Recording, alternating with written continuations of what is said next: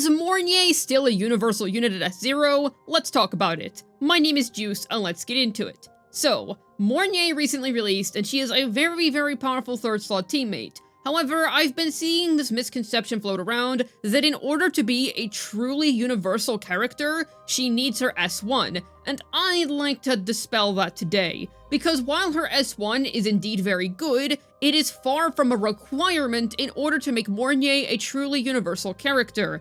She herself is inherently already very universal, and the point that I want to put across in this video is that while her S1 definitely upgrades her universality, she is not locked to needing her S1 in order to be a truly universal character. She herself, as she is at S0R0, is already a perfectly universal character with a specialty in Toon Break teams, and the way you should look at the S1 is that it's a sequence that can be used to give Mornye full value in all of your older teams, but she does not require the S1 in order to simply be used in those older teams. And she's not necessarily going to be so much worse without her S1. She is still going to be a very good character even without Linny in the team in many different teams in the game. Okay, sure, she's not going to be as good as Shorekeeper with the same amount of investment in non-Linny teams or non-Monofusion teams. Alright, fair enough. But that's just because Shorekeeper is an absolutely ridiculous universal buffer, and she has been ever since her release. I was never expecting S0R0 Mornye to ever surpass Shorekeeper's general universality. That was just an unrealistic expectation, and to be honest, if you do go the extra kilometer and invest a little bit more into your Mornye, then you do actually get a Shorekeeper upgrade. So if that is genuinely what you want, and you want a character that can surpass Shorekeeper, then getting her S1 and R1 is not a bad way to do so. But even at S0R0, that doesn't necessarily mean she's not universal anymore, it just means that Shorekeeper is a better universal character inherently speaking, because Mornye has a more heavy emphasis on Toon Break teams. Now what exactly does this infamous S1 do that is apparently so good? Well, it does a few things. First of all, it increases the duration of her interfered marker. This means that no matter how long your DPS's uptime is, they will be able to fully benefit from Mornye's buff duration, because usually it's only 8 seconds long. The typical Wuthering Waves DPS has a rotation time of about 12 seconds, and because it is encouraged for you to just spam Toon Breaks as much as possible, as opposed to timing them unless you're really going for some specific optimizations, you're not really always going to be having Mornye's buff up during the crux of your DPS's rotation. So that is indeed one of the things that this S1 improves, and it does undeniably help out teams that are not Toon Break focused. This much is true. And she's also able to provide her buff even whenever the enemy target is not affected by Toon Rupture, Strain, or anything like that. So that is another great aspect of this S1. It does also provide her with some interruption to resistance, but that's not really the main thing that you're getting this S1 for. It's for the duration increase and just the overall stability that it provides. It's nice because you don't require a Toon Break sub-DPS or DPS in order to fully utilize Mornye's kit. And in that sense, yes, it is an excellent S1. And I am not trying to undersell the value of the S1 in of itself. It is absolutely excellent, and it does provide her with more universality. It would be wrong to say that it is not a strong S1, because it very much is. And generally speaking, I would advise going for Mornye's S1 over her signature weapon, because while her signature weapon is good, it's generally only a little bit better than pulling for Shorekeeper's weapon in terms of overall weapon value. So I am not trying to say that it's a bad S1, because it definitely is excellent, but my issue is the thought that without the S1, she is simply not a universal character, which is just not true. She is still perfectly universal and can still work perfectly fine in any team in the game, even if you don't have the S1. Many teams in this game do benefit from it, and it is a DPS increase for basically a majority of teams that currently exist in the game.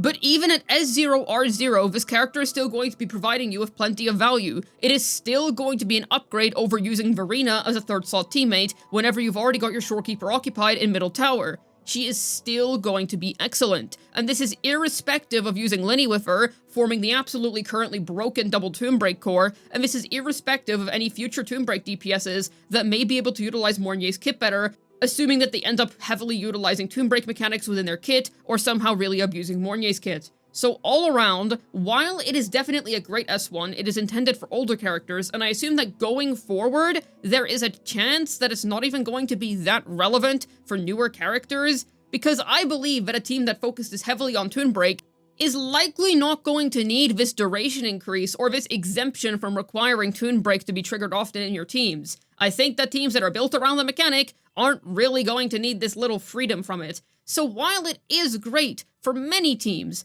I don't really think it would be correct to say that she needs it. Now, I am not trying to say that if you've already pulled for Mornye S1, you made a bad decision, because it is good. I will say that Mornye S1 is definitely better than, like, Shorekeeper's S1, for example. It is not bad whatsoever, and her S2 is also pretty solid, so if you're building towards that, then it's a great bonus to have. So I am not trying to say that it's bad. Not in the slightest. It does have plenty of value as of now, but to say that she needs it would be wrong. It is a great increase.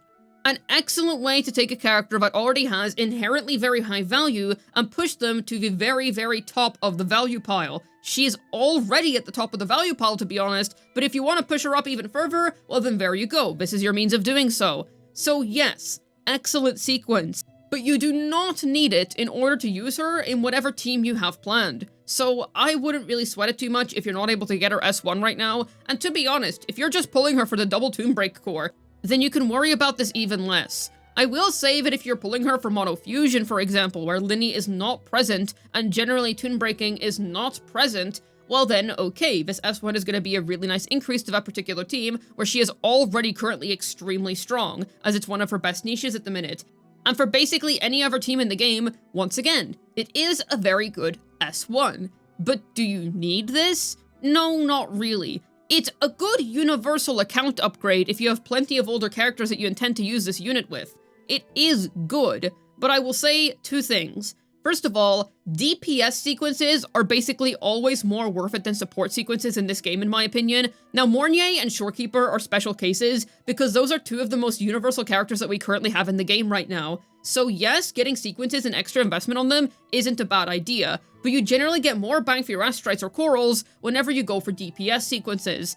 So while Mornye S1 is an excellent investment, I would consider, would you rather not just put those corals or astrites into your DPS's copies instead? I would say that if you really value a universal account upgrade, then it is still a really good S1. But keep in mind that it's likely that even for future units, the S1 might not even be all that relevant, and it really does just serve for older characters, or perhaps future DPSs that aren't really going to utilize Toon Break mechanics all that much. As I kind of doubt that literally every single DPS that Kuro releases this year is going to be a Toon Break DPS, but I have no doubt that we're going to get quite an influx of them, or at least one of them, to go and complete the double Toon Break core and just to explore the mechanic a little bit more. There are aspects of this mechanic which Kuro can still very much expand upon, and we'll just have to wait and see how it's handled. But all around, what I'm trying to get at here is that while Mornye's S1 is an excellent investment, I do not want you to be left thinking that it is a bad investment, because it really isn't. It is very good. It is just not true that you need this S1 for her to be universal. Even if you didn't pull Linny, I wouldn't worry about it. Yes, she's definitely a lot better with Linny, that's true. Her value is very, very, very good in the double Toon Break core. Literally the strongest core in the game right now. But even irrespective of that character's existence, she is still perfectly viable on her own as a great universal teammate, to the point where she is literally one of the best characters in the game at the minute. Kind of insane how Kuro dropped 2 bombshell units in one patch. Linny was already insanely broken, Mornye is only adding to that pile. So if you had to skip the S1 or extra Mornye investment, then don't feel bad about it. But if you went and got yourself the S1, I wouldn't worry either. It is an excellent increase, and you are definitely making the most out of Mornye's universality, but it is not a requirement for it. It definitely allows you to make the most out of her existing kit, but it is not needed. I really wanted to drive this home because I think it's just important for people to be informed about this, because that's going to influence whether people get this S1 or not. I think that a lot of people probably get the S1 wanting to upgrade their older teams, and while it definitely does do that, I wouldn't want anybody getting the S1 if they don't really want it, because they feel like they have to get it. Now, if you've already done that, once again, don't feel bad about it. It is still a substantial increase, and it is still an account-wide increase for your older units. But if you're watching this, and you're on the fence, and you're not really sure about whether you want to get the S1 or not, I'll say this. It's better than the weapon, generally speaking, yes. However, you do not need this S1 if all you want is to simply use her with your older characters. She's not going to be perfect without it, but she is still going to be very strong. And I think considering that she is one of the best characters in the game at the minute, still considering S0R0 here, that does still speak volumes, and I'd say you don't really have to be worried about it. I think Kuro handled Mornye very well. I think it's honestly a good thing that she is not substantially better than Shorekeeper at a baseline, because that character has been dominating the meta for a very long time, and I think that making another Shorekeeper to the point where they're better than Shorekeeper would be pushing it a bit. And you can still achieve that Shorekeeper upgrade, you just have to invest a little bit more, and if that's what you're after, well then yes, her weapon and her S1 and even S2 are very much worth it. But if you lost your 50-50 trying to pull for the S1, you don't have enough corals for the S1, or you just don't even want it, well then I wouldn't exactly worry about it. She is still going to be very strong. And if you want to go for it, I'm gonna say this, don't let me put you off of getting it if you genuinely want the full potential of Mornye in older teams without Linny. That is perfectly fine, and it is still a very good investment. I just wanted to clear up a potential misunderstanding that I've been seeing some people have, and if you're fully aware of what you're getting yourself into here, then you are perfectly fine. Hopefully this video is able to tell you why you do not need Mornye's S1 in order for her to be a universal character. This has been Juice, signing out, and to be honest, you could also just get her S1 because she's your waifu. That is always a valid option too.